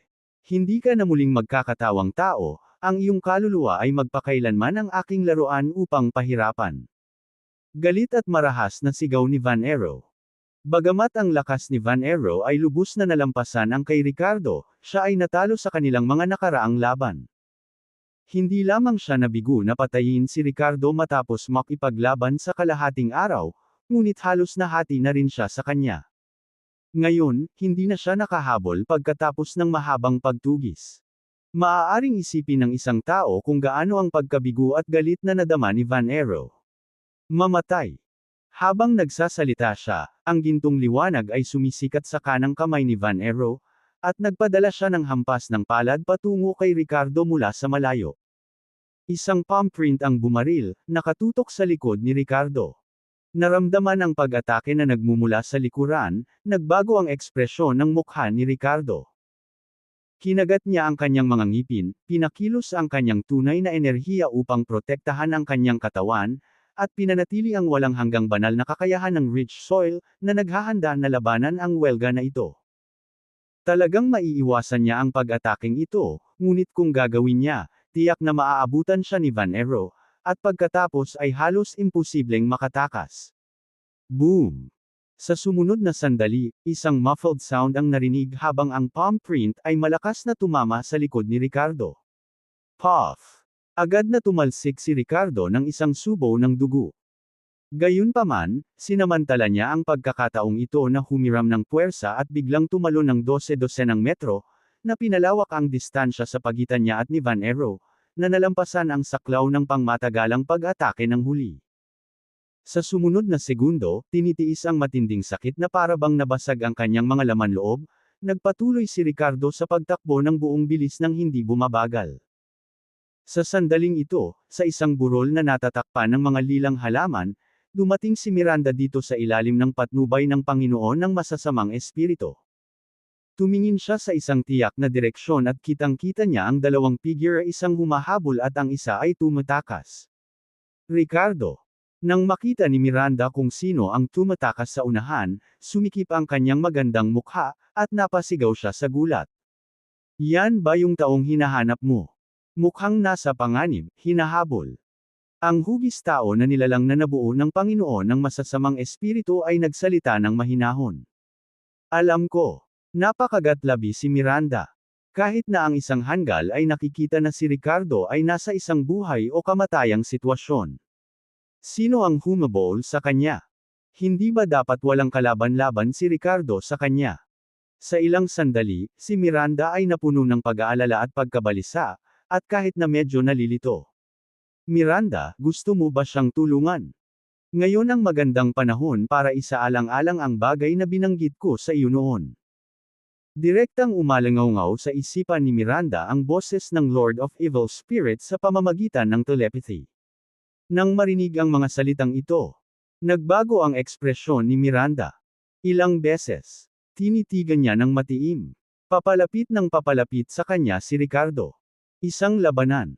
Nagngangalit sa loob niya. Sa sandaling iyon, ang kanyang masiselang katawan ay nanginginig ng hindi mapigilan habang nasaksihan niya ang pagtama ni Ricardo ng palad mula kay Van Arrow at pagdura ng dugo. Ang tanawing ito ay naging sanhi ng kanyang mukha na mamotla, at ang pakikibaka at pag-aalinlangan sa kanyang puso ay agad na gumuho. Nasa panganib si Ricardo. Gusto ko siyang tulungan. Iyon lang ang nasa puso ni Miranda sa sandaling iyon. Nakita mo ba iyon? Maaari siyang mamatay anumang oras, sabi ng Lord of Evil Spirits habang pinagmamasdan ang emosyonal na pagbabago-bago ni Miranda. Nagtakip ng ngipin si Miranda at tinitigan ang humanoid figure sa harap niya, nagtatanong, kung papasok ka sa katawan ko, mailigtas mo ba siya? Sinabi ko na sa iyo, nagtataglay ka ng pambihirang intermediary soul physique, na maaaring magpalit ng kapangyarihan ng kaluluwa sa iyong pisikal na lakas. Ang aking kaluluwa ay hindi kapani-paniwalang makapangyarihan. Kapag nakapasok na ako sa iyong katawan, ang lakas na maaari mong ibigay ay hindi bababa sa ang rurok ng huling yugto ng nascent soul. Ang taong humahabol sa iyong kaibigan sa ibaba ay may lakas lamang ng maagang yugto ng nascent soul, kaya magiging madali ang pakikitungo sa kanya, at huwag kang mag-alala, habang pumapasok ako sa iyong katawan, mananatili ang iyong kamalayan. Pansamantala lang akong maninirahan sa iyong katawan hanggang sa umalis tayo sa pugad ng masasamang espiritu. Tugon ng Panginoon ng mga evil spirit habang ipinapahayag ng kanyang nabuong entidad ang kanyang mga iniisip. Good. Basta matulungan mo siya, mariing sabi ni Miranda. Kung ganoon, ano pang hinihintay natin? Gawin natin. Matapos makumpirma muli, nagngangalit si Miranda at agad na nagsalita. Ang pagpayag sa isang malakas na kaluluwa na makapasok sa kanyang sariling katawan ay isang nakababahala na pag-iisip. Napuno ng takot at takot ang puso ni Miranda. Sa kabila ng paulit-ulit na mga pangako ng Lord of Evil Spirits, hindi niya ito lubos na mapagkakatiwalaan at hindi sigurado sa mga kahihinatnan na kanyang haharapin. Ngunit nang makita ni Miranda si Ricardo na dumura ng dugo at hinahabol na tila walang paraan, ang kanyang panloob na pagkabalisa at pag-aalala sa wakas ay nadaig ang kanyang katwiran. May isang uri ng pag-aalaga na binabaliwala ang lahat. Para sa kapakanan ng pagtulong kay Ricardo, si Miranda ay walang ibang pagpipilian. Para sa bastos na iyon, magsusugal siya. Ricardo, lagi mo akong pinuprotektahan. Ngayon, matutulungan na ba kita? Sige. Huwag kang lumaban, babala ng Panginoon ng masasamang espiritu. Huwag kang mag-alala, magiging maayos ang lahat, paniniguro niya. Nang marinig ang mga salita ni Miranda, ang ethereal figure ng Lord of Evil Spirits ay nanginginig sandali, nasasabik at kinikilig. Sa susunod na sandali, ang ethereal figure twisted at transformed sa parehong imahe bilang Miranda.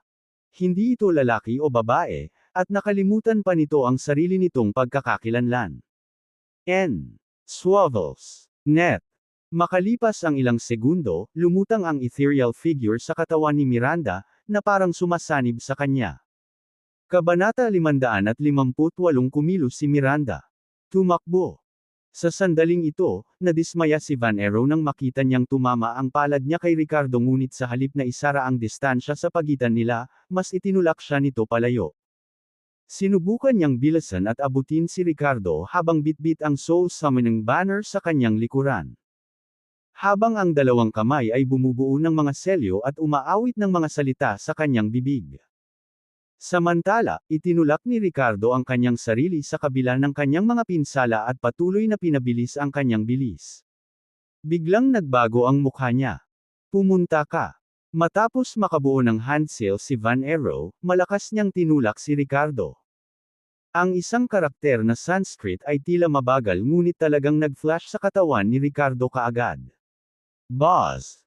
Si Ricardo, na mabilis na tumatakas, ay nakaramdam ng dumadagandong na dagandong sa kanyang ulo sa sandaling ang sinaunang karakter ay sumanib sa kanyang katawan. Ang kanyang kamalayan ay panandaliang tumitigil, bumulusok sa isang maikling estado ng pagkahilo. Salamat sa Sword Soul na pinanggalingan ng espiritu ng Dragon Ancestor, nakatanggap si Ricardo ng ilang suporta, kung hindi, ang espiritual na pag-atake na ito ay magdulot ng mas malaking pinsala sa kanyang kaluluwa. Gayunpaman, sa kanyang panandaliang pagkawala ng malay, ang mga galaw ni Ricardo ay biglang huminto. Dahil sa pagkawalang galaw, ang kanyang katawan ay sumugod pasulong ng mahigit 10 metro bago bumagsak sa lupa. Nang makita ito, isang malupit at matagumpay na ngiti ang lumitaw sa mukha ni Van Arrow habang mabilis siyang sumugod patungo sa Ricardo. Prayoshan, tingnan natin kung hanggang saan ka makakatakbo. Maghandang mamatay. Pagkatapos kitang patayin, kukunin ko ang iyong kaluluwa at pahihirapan ito sa loob ng 100 taon. Habang nagsasalita siya, sinimulan ni Van Arrow na tipunin ang kanyang kapangyarihan, naghahanda na hampasin ang ulo ni Ricardo gamit ang isang palad, na naglalayo ng isang nakamamatay na suntok. Gayunpaman, sa sandaling iyon, isang nakamamanghang figure ang biglang lumitaw sa tabi ni Ricardo. Sa kanyang magagandang mata na puno ng galit at pahiwatig ng panlalamig, tinitigan niya si Van Arrow, na akmang Cecil K. Ham. Tumigil sandali si Van Arrow, nanlamig ang kanyang mga kilos habang nakatingin sa nakamamanghang babae na biglang lumitaw sa kanyang harapan na may nagtataka at hindi tiyak na ekspresyon. Sino ka? Miranda gritted her teeth and said, gusto mo siyang patayin. Then go to hell. Sa sandaling matapos siyang magsalita, direktang sinugod ni Miranda si Van Arrow, puno ng yelo ang kanyang mukha. Ham! Si Van Arrow ay gumawa ng tunog, nakatingin kay Miranda na nagmamadaling lumapit sa kanya, isang mapang-asar na ekspresyon ang lumitaw sa kanyang mukha. Hindi niya maramdaman ang anumang makapangyarihang aura o malakas na pagbabago-bago ng totoong enerhiya mula sa babaeng nasa harapan niya. Ang pagbabago-bago ng kanyang panloob na enerhiya ay napakaliit kaya't madali silang hindi papansinin, marahil sa pinakamainam na antas ng Transmutation Force Realm sa hinaharap. Sa ganoong lakas, naglakas loob siyang lumabas at hamarang sa kanyang dinadaanan. Bukod dito, nagkusa siyang salakayin siya. Hindi napigilan ni Van Arrow na makita itong lubhang katawa-tawa. Buzz! Gayunpaman, sa sumunod na sandali, nang ang tila maislan at malambot na kamao ni Miranda ay hamampos sa kanya, biglang nagbago ang ekspresyon ni Van Arrow. Saan man dumaan ang kanyang kamao, nagdulot ito ng isang pagsabog ng hangin, na sumisiksik sa espasyo na tila sa sobrang lakas ng kanyang pisikal na lakas lamang. At nakakatakot ang bilis ng suntok na ito, maihahalin tulad sa kulog. Boom! Dahil sa kanyang panloob na paghamak, napagtanto ni Van Arrow na huli na ang lahat para umiwas matapos maramdaman ang kapangyarihan sa likod ng suntok na ito.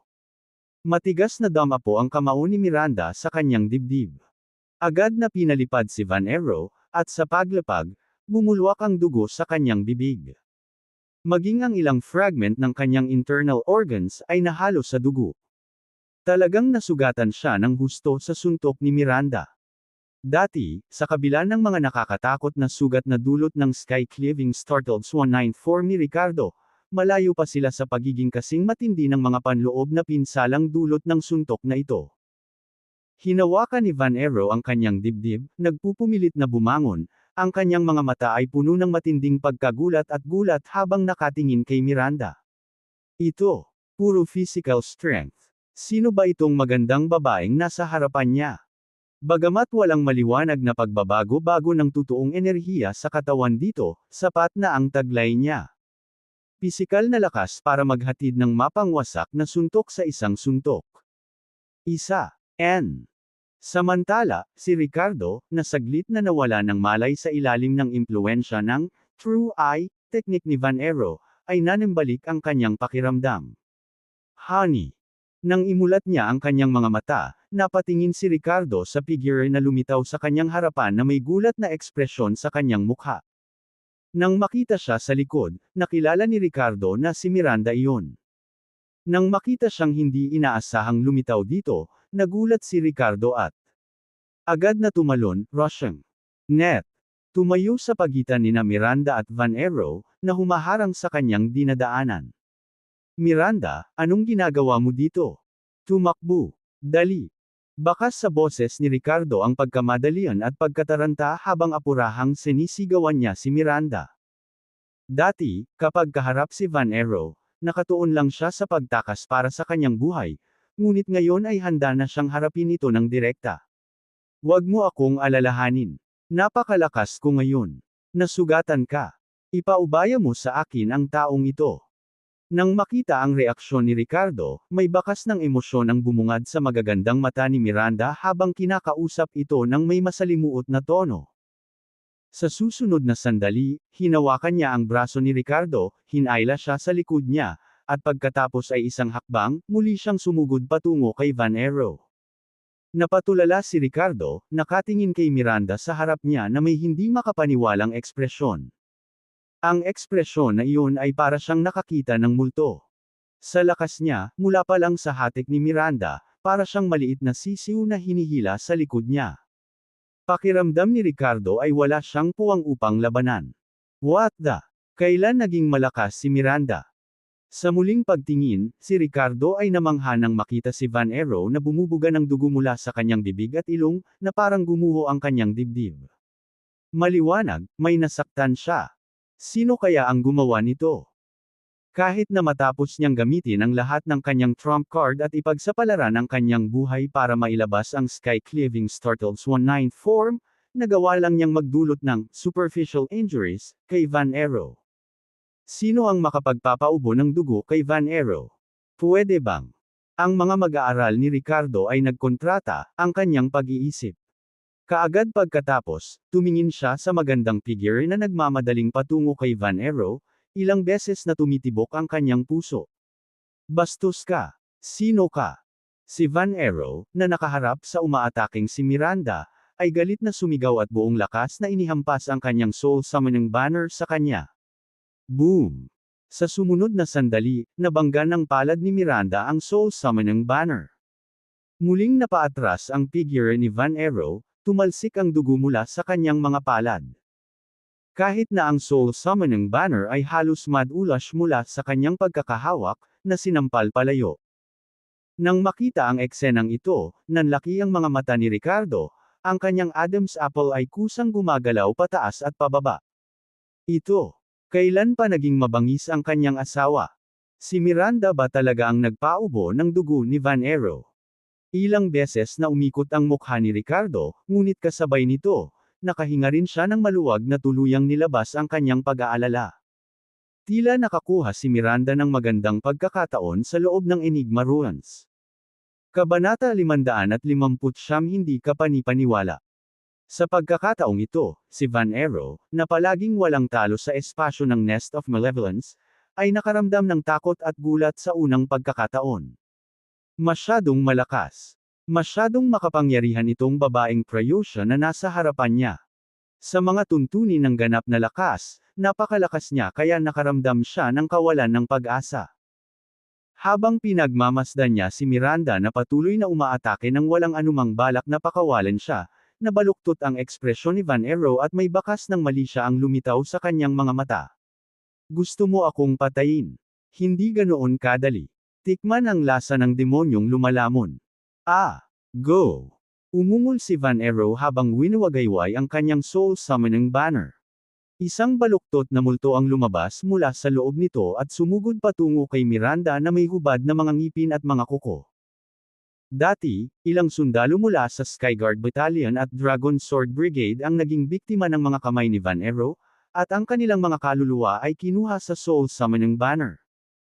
Maingat na itinago ni Ricardo ang kanilang pisikal na katawan, umaasang mabubuhay sila kahit papaano. Hindi niya alam na ang mga kaluluwang ito ay walang awang dinalisay ni Van Ero, nawala ng kanilang orihinal na kamalayan at naging mga masamang espiritu sa ilalim ng kanyang kontrol. Sa sandaling ito, hindi mapantayan ang ganap na lakas ni Miranda, agad na gumawa ng soul attack si Van Ero. Sa isang masama at mabangis na ekspresyon, pinanood niya ang mga masasamang espiritu na umaakyat patungo kay Miranda, na puno ng kasiyahan. Iniisip mo akong patayin. Huwag mong kalimutan na hindi lang ako makapangyarihang martial artist kundi isa ring mabigat na soul cultivator. Hahaha. Babae, mamatay ka. Kahit gaano kakalakas, tingnan natin kung paano mo nilalabanan ang pag-atake ng kaluluwa. Sa sandaling iyon, nagbago ang ekspresyon ng mukha ni Ricardo, na nagpakita ng matinding takot. Honey, ingat ka. Gamit ang kanyang Dragon Gaze Heavenward technique, na-unlock niya ang Celestial Eye, pagkatapos ng hindi direktang paglipol sa Corpse King at pagkakaroon ng mga merito. Nakikita na niya ngayon ang mga bagay na hindi nakikita ng mga ordinaryong tao, nang hindi na kailangang ipasok ang dragon energy sa kanyang mga mata. Sa sandaling ito, nakita ni Ricardo ang mga masasamang espiritu na sumugod kay Miranda, at ang kanyang mukha ay agad na namutla. Gayunpaman, ang susunod na segundo ay nagulat sa parehong Ricardo at Van Ero. Tila si Miranda ay ganap na hindi naapektuhan, at ang kanyang mga paggalaw patungo kay Van Ero ay mabilis at walang patid. Para siyang imyon sa ganitong uri ng pag-atake ng kaluluwa. Hindi lamang iyon, habang ang mga masasamang espiritong ito ay sumalakay sa kanyang katawan, ang kanyang aura ay tila lumakas pa. Hindi. Paano ito posible? Bulalas ni Van Ero na puno ng hinanakit at pagtataka ang mukha. Sa harap ng suntok ni Miranda na paparating sa kanya, magagamit lang niya ang Soul Summoning Banner para harangin, na nakikisali sa isang salpukan ng lubos na lakas. Pagkatapos ng ilang pakikipagpalitan kay Van Ero, ang mga pagwawalis at pagdurog na pag-atake ni Miranda, isa na namang malakas na suntok ang napunta niya sa puso niya. Sa pagkakataong ito, nabasag ang sternum ni Van Ero, at ang kanyang puso ay walang awang dinurog ng suntok. Lumipad pa atras ang kanyang katawan na parang sirang sako. Ang kanyang napakalaking lakas ay nagbigay daan sa kanya na manatili sa bingit ng kamatayan sa isang sandali. Sa malawak, nakatitig na mga mata, tumingin siya kay Miranda, puno ng ayaw. Sino? Sino ka? Sino? Ikaw? Sa sandaling ito, nakatalikod si Miranda kay Ricardo, at isang kakaibang ngiti ang lumitaw sa kanyang magandang mukha. Sa susunod na segundo, isang telepathic na mensahe ang direktang umalangaw-ngaw sa isip ni Van Ero. Sino ako? Bakit hindi mo hulaan? Natuklasan kita sa sandaling pumasok ka sa Nest of Malevolence. Aaminin ko, isa kang makapangyarihang soul cultivator. Ako ang target mo ha. Kung hindi ako umasa sa intermediary soul physique na ito, baka talagang tinakot mo ako. Pero ngayon, nang marinig ang boses sa kanyang isipan, nanghina ang mga mag-aaral ni Van Aero, at ang kanyang kaluluwa ay nanginginig sa takot. Ikaw pala.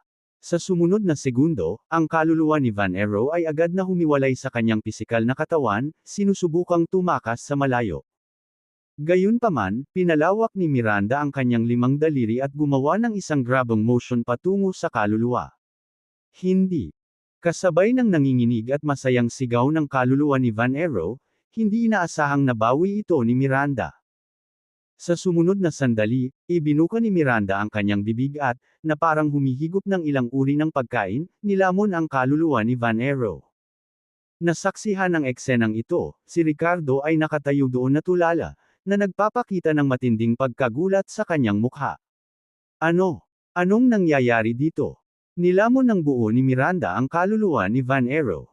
Anong uri ng pamamaraan ito? Ano ang nangyari sa babaeng ito sa loob ng Enigma Ruins? Sa sandaling ito, habang si Ricardo ay nabigla, naramdaman din niya ang isang alon ng pagbabago-bago sa kaibuturan ng kanyang kaluluwa. Dahil ngayon lang siya nakaranas ng pag-atake mula kay Van Aero, tila may mga senyales ng paggising mula sa isang tao sa loob ng kanyang kaluluwa. Gayunpaman, ang mga palatandaang ito ay mabilis na nawala. Tila agad na umatras ang presensyang iyon at nakatulog. Matanda. Dragon Ancestor, Sir. Ninuno. Sinubukan ni Ricardo na makipag-usap sa pamamagitan ng kanyang mga iniisip. Gayunpaman, walang tugon mula sa kabilang panig.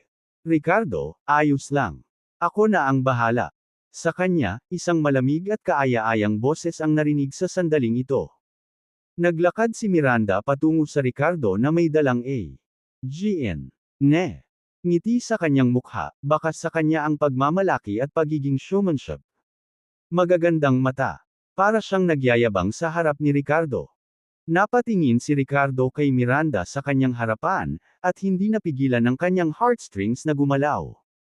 Hindi niya inaasahan na ngayong araw na ito ay ang kanyang asawa ang nagligtas sa kanya, ang tagapagtanggol na si Miranda. Miranda, ang galing mo. Niyakap ng mahigpit ni Ricardo si Miranda, niyakap siya at nagsalita sa boses na puno ng pananabik at masalimuot na emosyon. Yeah. You have always protected me, solved my problems, and finally, I was able to help you too. Sabi ni Miranda na may masaya at mayabang na ngiti sa kanyang napakagandang mukha. Bakas sa tono niya ang pagiging mapaglaro. Nakatingin sa maladyosang CEO-in. Nasa harapan niya si Ricardo. Saglit na nawala sa kanyang pag-iisip at tumango, kivili. Oo, nakakamangha ka talaga. Kung hindi dahil sa'yo, natalo na ako ngayon. Paano mo gustong gantimpalaan kita? Paano kung kiss? Napangisi si Ricardo. Nang matapos itong magsalita ay sumulyap si Miranda sa kanya, bahagyang bumaba ang maganda nitong mga mata na may nahihiyang pamumula sa kanyang kaakit-akit na mukha. Nakaramdam ng kirot sa puso si Ricardo at hindi napigil ang halikan siya sa noo. Matapos pakalmeyan ang kanyang emosyon, nag-iba siya ng tono at pinagmasdang mabuti si Miranda. Nga pala, anong na-encounter mo dito? Paano naging malakas ang lakas mo? Kabanata 560 I'll play with you. Sa harap ng puno ng pagdududa ni Ricardo, ngumiti si Miranda at nagpaliwanag, to be honest, maswerte rin ako na dumanas ng sakuna. Pagkapasok ko rito, pumasok ako sa isang lambak at nakasalubong ko ang ilang kalansay na mga sundalo na may mga natitirang kaluluwang nakadikit sa kanila. Sa pagkakataong ito, lumitaw ang isang napakalakas na kaluluwa at tinulungan akong alisin ang mga kalansay na iyon. Sinabi nito na ang lugar na ito ay tinatawag na Nest of Malevolence at ito ang Panginoon dito, na tinatawag ang sarili nitong Lord of Evil Spirits. Habang nagsasalita ay tumingin si Miranda kay Ricardo na may kakaibang titig sa maganda nitong mga mata na parang nag-aalangan o nahihirapan sa kanyang iniisip. Sa sumunod na segundo ay nagpatuloy siya sa pagsasabing, matapos akong tulungan ng Panginoon ng masasamang espiritu na iwaksi ang mga kalansay, gusto nitong saktan ako ng direkta sa pamamagitan ng paglulunsad ng pag-atake ng kaluluwa sa akin gamit ang sarili nitong kaluluwang katawan. Gusto nitong lamunin ang aking kaluluwa at sakupin ang aking katawan ngunit sa hindi inaasahang pagkakataon, ang sarili nitong kamalayan ay nilamon ng aking kaluluwa bago ito tuluyang nawala sa kamalayan. Narinig ko itong sumisigaw na ako ay talagang isang intermediary soul physic na maaaring magpalit ng espiritual na enerhiya sa pisikal na lakas. Then I found out that I became very powerful. Inosenteng sabi ni Miranda na walang ekspresyon sa mukha. Matapos pakinggan ang mga sinabi ni Miranda, si Ricardo ay gumawa ng ha habang mukhang nagulat at kakaiba sa parehong oras. Intermediary soul physic. Wala pa siyang narinig na ganoong pangangatawan kahit na namanan niya ang legacy ni Jade Pendant. Ang kakayahang sumipsip ng enerhiya ng ibang mga kaluluwa at i-convert ito sa sariling pisikal na lakas. Ito ay talagang kamangha-mangha. Hindi niya akalain na magiging ganoon din kaanumalya ang asawa niya. Ang pag-iisip ng ganito ay nagselos si Ricardo ngunit hindi nakapagsalita. Pagkatapos ng maingat na paglilinang, naabot lamang ni Ricardo ang maagang yugto ng Golden Core. Kapag nakatagpo ng isang mabigat na nascent soul expert tulad ni Van Aero, maaari lamang siyang habulin at bugbugin. Pero ngayon, casual na naglakad-lakad si Miranda sa Enigma Ruins at bigla siyang nalampasan. This was just. Hindi napigilan ni Ricardo na makaramdam ng inggit at selos sa kanyang puso. Well, dahil asawa niya ito, syempre, mas lumakas siya, mas mabuti. Kung alam niya ng mas maaga, hinayaan niya si Miranda na makaranas ng ilang pag-atake ng kaluluwa. Ngunit muli, ang intermediary soul physic na ito ay hindi kapani-paniwalang napakapangit. Matapos makuha ang kaluluwa ng Lord of Evil Spirits, ang dalisay na pisikal na lakas ni Miranda ay katumbas ng isang late-stage nascent soul peak expert. Kung patuloy niyang linangin at pagbutihin ang kanyang sariling kaharian bilang karagdagan sa kanyang pisikal na lakas, hindi ba't ang kanyang kapangyarihan ay magiging mas kakilakilabot? Habang nasa isip ang mga kaisipang ito, tumingin si Ricardo kay Miranda, kumikinang ang kanyang mga mata na parang tumitingin sa isang kayamanan. Hoy, sapat na ba ang nakita mo? Sa sandaling ito, sinulyapan ni Miranda si Ricardo at nagtanong na may pahiwatig ng pagiging coquettishness. Nawala sa pag-iisip si Ricardo at awkward na ngumiti. Sa susunod na sandali, tinampol niya ang kanyang noo at sinabing, Kevin. Ang nakakagulat na pagpapakita ni Miranda ay halos nakalimutan ni Ricardo ang pangunahing gawain. Kailangan niyang hulihin si Kevin. Nasa kamay pa rin nila si Nora. Pagkatapos, hinanap ni Miranda ang katawan ng namatay na si Van Aero at inangkin ang soul summoning banner para sa kanyang sarili. Nakakita rin siya ng isang itim na tela na bag, isang special na lalagyan na katulad ng bag ng mustard seed ni Ricardo. Hindi nakapagtataka na si Van Aero, na umabot sa maagang yugto ng nascent soul at isang makapangyarihang soul cultivator, ay nagtataglay ng mga bagay na iyon. Kung hindi, napakagandang imahen na makita si Miranda, isang magandang babae, na may dalang soul summoning banner kung saan-saan. Matapos makumplito ang lahat ng ito, nagboluntaryo si Miranda at pinona si Ricardo sa isang direksyon. Tila pagkatapos na sumanib sa kaluluwa ng Panginoon ng masasamang espiritu, nagkaroon siya ng walang kapantay na pag-unawa sa Nest of Malevolence at pamilyar sa lahat ng mga pangyayari sa loob. Sa sandaling ito, hindi masyadong nag-iisip si Ricardo, ngunit may bahagyang panghihinayang sa kanyang puso. Tila ang mga kaluluwa ng Skyguard Battalion at Dragon Sword Brigade Warriors ay napino ni Van Aero, at walang posibilidad na maibalik sila. Sayang naman. Samantala, sa kabilang panig, dalawang figure ang nag-intertwined at sumabak sa isang matinding labanan. Si Phoebe, na dati nang nakatakas ng hiwalay kina Ricardo at Cameron, ay nagkataon na nasagasaan si Kevin. Iniisip kung paano isinakripisyo ni Ricardo ang kanyang sarili para protektahan sila at ipinagkatiwala sa kanila ang task, hindi nagdalawang isip si Phoebe na kumilos nang makita si Kevin. Napagpasyahan niyang hulihin siya at ipagpalit sa anak ni Ricardo, na tinutupad ang huling hiling ni Ricardo. Kung hindi, ang kanyang konsensya ay hindi kailanman magiging komportable. Oo, sa mga mata ni Phoebe, malamang na nasa matinding panganib na si Ricardo, kaya itinuring itong huling hiling. Gayunpaman, sa pagkakataong ito, natagpuan ni Phoebe ang kanyang sarili na pinigilan, habang si Kevin ay nakipaglaban ng walang anumang pag-aalinlangan at wala kahit katiting na dahado. Hehe, girl, in a life or death duel, I might not be your match. But you think you can capture me and stay alive. That's simply wishful thinking, nanunuyang sabi ni Kevin, na napagtanto ang intensyon ni Phoebe habang naglalaban sila. Bastos ka. Kinagat ni Phoebe ang kanyang mga ngipin at nagmura. Hahaha, just realized, you're pretty beautiful.